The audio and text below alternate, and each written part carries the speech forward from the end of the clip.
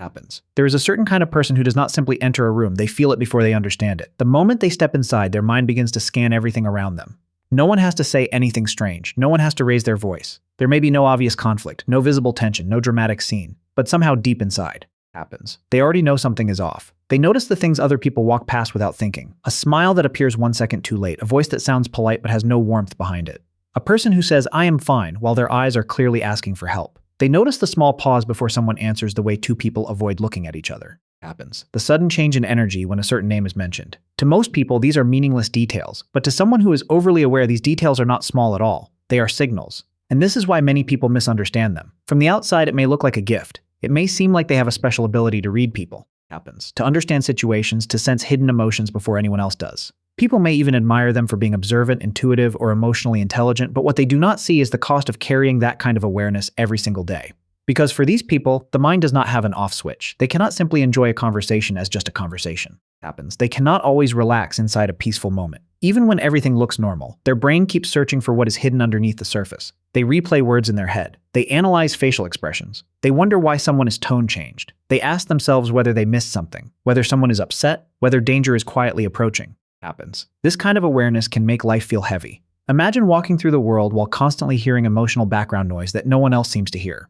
Other people may enjoy the room, the music, the laughter, the casual conversation, but the overly aware person is also feeling the tension behind the laughter, the sadness behind the silence. Happens. And the insecurity behind the confidence. They do not choose to be this way. They are not trying to be suspicious. They are not trying to overthink everything. Their brain has simply learned to notice more than most people notice. And sometimes, noticing too much becomes exhausting. What looks like a superpower from the outside can feel like a prison from the inside. Happens. Because seeing what others miss is not always beautiful. Sometimes it means seeing pain before people admit they are hurt. It means sensing distance before someone explains why they changed. It means feeling the truth before anyone is ready to speak it out loud. And the hardest part is that they often have to carry all of this quietly. So if you are this kind of person, happens. Understand this. Your awareness is not a flaw. Your sensitivity is not weakness. But you must learn that not every signal needs to become a story. Not every silence is a warning. Not every strange feeling means something is wrong. Sometimes a room is just a room. A pause is just a pause. A tired voice is just a tired voice. Your gift is not that you can see everything. Happens. Your real gift begins when you learn what to hold, what to release, and what to leave alone. Happens. And once we understand that awareness is not a flaw, a deeper question begins to appear. Why do some people notice so much in the first place? Why can one person walk into a room and feel nothing unusual, while another person immediately senses the hidden tension in the air? The answer is not always simple, because over-awareness does not come from only one place. Happens. For some people, it begins with the way they were born. For others, it begins with the way they had to survive. There are people whose nervous system has always been more sensitive than usual. They do not choose to feel deeply. They do not train themselves to notice small details. Their body simply receives the world with more intensity. In psychology, happens. These people are often described as highly sensitive persons, or SPEPs, connected to the trait known as sensory processing sensitivity. Or as for them, life does not arrive in ordinary volume. It arrives louder, brighter, heavier, and more emotionally detailed. A small change in someone's tone may feel sharp. A crowded room may feel overwhelming. A tiny shift in someone's mood may stay in their mind long after the moment has passed. Happens. This kind of sensitivity can make them thoughtful, gentle, creative, and deeply intuitive. They can notice beauty where others see nothing special. They can understand emotions before words are spoken. They often feel the atmosphere of a place as if it were a physical thing touching their skin. But because their inner system absorbs so much, they can also become tired faster than other people. Happens. What looks normal to everyone else may feel like too much information to them. But there is another path into over-awareness, and this one is usually more painful. Some people did not become hyper-aware because they were naturally sensitive. They became hyper-aware because at some point in life, especially in childhood, they had to be. They grew up in an environment where peace was unpredictable. Happens. Love may have changed into anger without warning. A parent's mood may have controlled the entire house. A slammed door, a heavy footstep, a certain silence at the dinner table. These small signals became important because they helped the child know whether danger was coming. So the child learned to scan. They learned to read faces before asking questions. Happens. They learn to measure the emotional temperature of a room before entering it fully. They learn when to speak, when to stay quiet, when to smile, and when to disappear. And because this helped them survive emotionally, the brain remembered it. The nervous system began to believe that constant awareness was protection. But the tragedy is that the same skill that once kept them safe can follow them into adulthood. Happens. Even when they are no longer in danger, their mind still scans for it. Even when they are with safe people, their body may still prepare for rejection, conflict, or sudden emotional change. This is why many overly aware people blame themselves for being too sensitive, too suspicious, or too complicated. But in many cases, they are not broken. They are carrying an old survival system that never received the message that the danger has passed. So whether their awareness came from birth or from pain, the result can look very similar. They feel more, notice more, and carry more than most people realize. And the first step toward healing is not to shame this awareness. It is to understand where it came from. Because when you understand the origin of your sensitivity, you stop seeing yourself as strange. You begin to see that your mind was either built to feel deeply or trained to protect you carefully. And now, slowly, you can teach it something new. Not everything you notice is a threat, and not every room you enter is a place you have to survive. And when the mind has learned to notice everything, it rarely knows how to stop. This is where over-awareness begins to show itself in daily life, not as something dramatic, but as a quiet mental habit that follows them everywhere. They do not simply experience a moment, they examine it. They do not simply hear a sentence, they replay it. They do not simply receive a message. They begin searching for the meaning behind the meaning. For most people, a small event is just a small event. A short message from a boss is just a message. A delayed reply is just a delayed reply. A quiet pause in a conversation is just a pause. But for someone who is overly aware, these things can open an entire investigation inside the mind. If their boss sends a message saying, "Come see me when you have a minute," their body may react before logic has a chance to speak. Suddenly, their chest tightens. Their thoughts begin running. Did I do something wrong? Was the message colder than usual? Why did they not use an emoji like before? Why does it feel different this time? And the painful part is that no one around them can see this happening.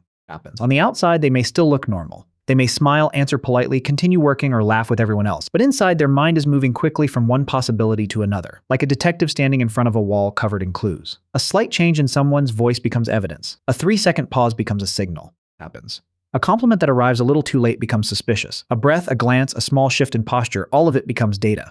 This constant analysis can make ordinary life feel mentally exhausting. They are not only living the present moment, they are also studying it while it happens. One part of them is participating in life, but another part is standing outside the scene. Watching, measuring, comparing, and trying to understand what is really going on. It is like having a second mind that never stops taking notes. And sometimes this ability is useful. It helps them notice when someone is uncomfortable. It helps them sense when a conversation is becoming tense.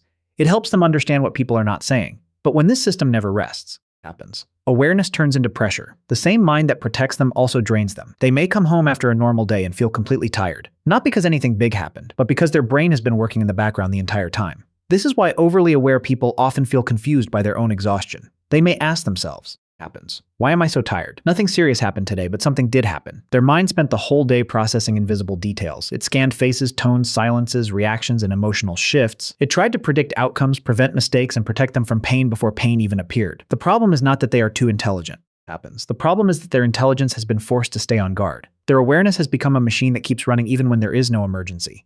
And when the mind turns every moment into a puzzle, peace becomes difficult to feel. So the lesson is not to shame this part of themselves. Their ability to notice details is real. Their sensitivity to subtle changes is real.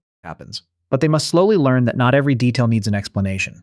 Not every pause is a hidden message. Not every change in tone is a sign of danger. Sometimes people are distracted. Sometimes they are tired. Sometimes a short message is only a short message. Healing begins when they can pause before entering the investigation, when they can notice a signal without immediately building a story around it.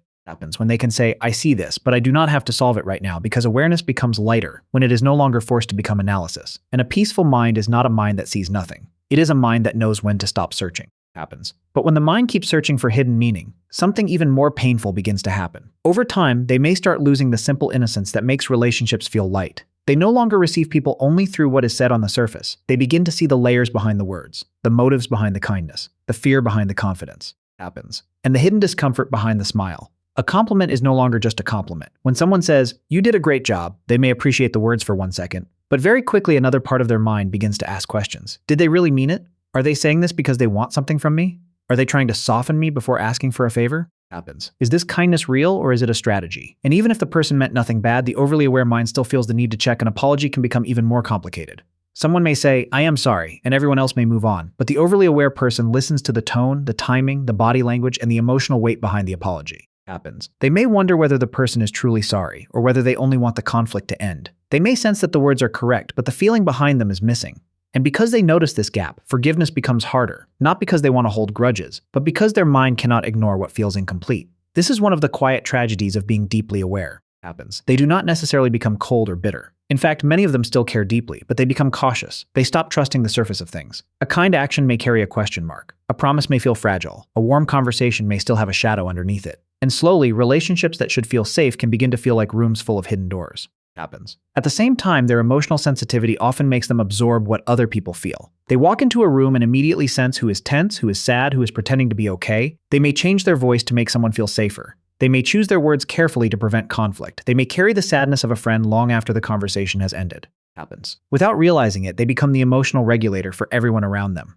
People often feel comfortable with them because they feel understood. They become the person others come to when they are overwhelmed, confused, hurt, or lonely. They know how to listen. They know how to notice pain without being told. They know how to make space for emotions that other people do not know how to express. Happens. But the painful part is that very few people ask what it costs them to hold all of that. Because the one who understands everyone is often the one no one remembers to understand. The one who calms the room may go home with a nervous system full of other people's storms. The one who notices every small change in someone else's mood may have their own sadness ignored because they look strong. Happens. Quiet or capable. They become a container for other people's emotions. But no one checks whether the container is already full. This is why over-awareness can make relationships feel exhausting. It is not only because they think too much, it is because they feel too much, notice too much, and carry too much without being seen. They may love people deeply. Happens. But they are also tired from reading between every line, managing every atmosphere, and sensing every emotional shift before anyone says a word. And this is where they need to learn a difficult but necessary truth. Understanding someone does not mean absorbing them. Seeing someone's pain does not mean becoming responsible for it.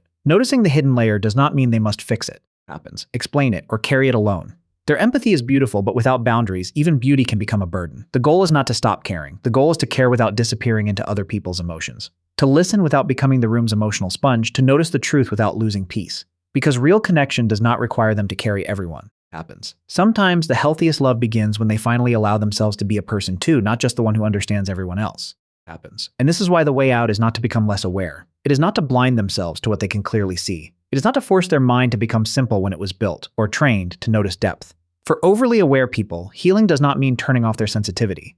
Healing means learning how to live with it without letting it carry everything. Happens. Because awareness itself is not the enemy. The real problem begins when awareness has no boundary. When every silence becomes a warning. When every mood shift becomes their responsibility. When every strange feeling becomes a puzzle they must solve immediately. When every hidden layer they notice becomes something they feel forced to explain, fix, or carry. Happens. That is when awareness stops being a gift and starts becoming a weight. A deeply aware person cannot simply stop seeing. They cannot pretend they did not notice the tension in someone's voice. They cannot always ignore the sadness behind a smile or the distance inside a warm conversation. But they can learn to ask a different question instead of asking. Happens. What does this mean? And how do I solve it? They can begin asking, is this mine to carry? This question changes everything, because not every silence is a hidden message. Sometimes a person is quiet because they are tired. Sometimes someone replies late because their day was heavy. Sometimes a friend seems distant, not because love has disappeared, but because they are fighting a private battle they do not know how to explain yet. Happens. When the overly aware mind personalizes everything, it turns ordinary human moments into emotional threats. But when it learns to pause, the same mind begins to create space between observation and fear. Not every emotion needs to be analyzed immediately either. Anxiety may appear in the chest. Sadness may rise without a clear reason. A strange feeling may pass through the body. Happens. But not every emotion is an emergency. Sometimes an emotion only needs to be felt, breathed through, and allowed to move. The overly aware person must learn that understanding is not always the same as healing. Sometimes the healthiest thing is not to dissect the feeling, but to sit with it gently until it softens. And not every insight needs to be spoken. Happens. This may be one of the hardest lessons for someone who sees deeply. They may notice someone's insecurity. They may sense that a relationship is becoming unstable. They may understand the real emotion beneath a person's behavior before that person is ready to admit it. But seeing something does not always mean it is their job to reveal it.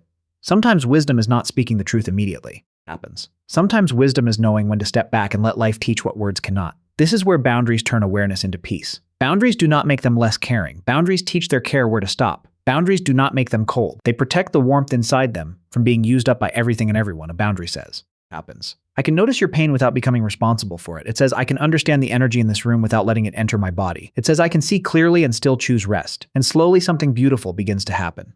Their awareness does not disappear, it becomes softer, it becomes wiser. It no longer acts like a sharp laser searching for every flaw. Happens. Every danger, every contradiction. It becomes more like a warm candle. Still bright enough to see the truth, but gentle enough to protect the person holding it. This is the real freedom for overly aware people. Not to stop noticing, not to become careless, not to lose their depth, but to finally stop carrying the whole world on their shoulders. To understand that clarity is only a gift when it comes with compassion for themselves. Happens. They are allowed to see deeply and still rest. They are allowed to care deeply and still have limits. They're allowed to understand people without disappearing into them. Because the goal is not to escape awareness. The goal is to make awareness safe to live with.